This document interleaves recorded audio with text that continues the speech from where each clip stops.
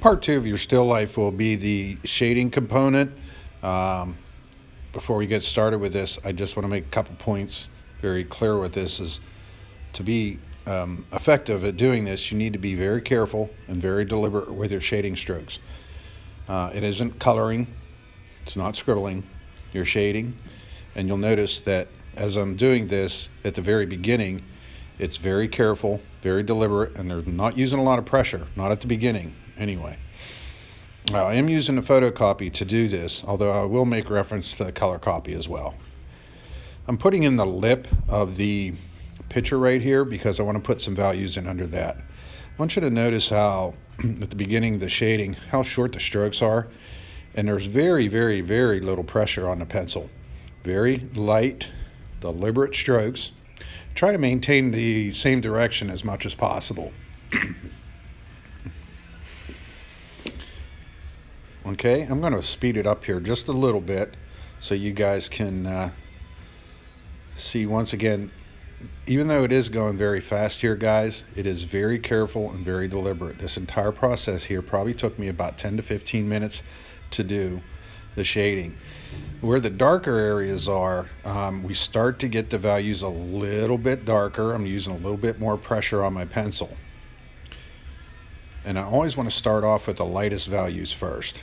Again, I want to take a look at the picture and notice how dark those values are on the left-hand side. So now what I'm going to do is put in the texture of the, there's these rings at the bottom of the picture. I want to put those in, very light lines. I'm going to come back in and actually fine tune those in just a little bit.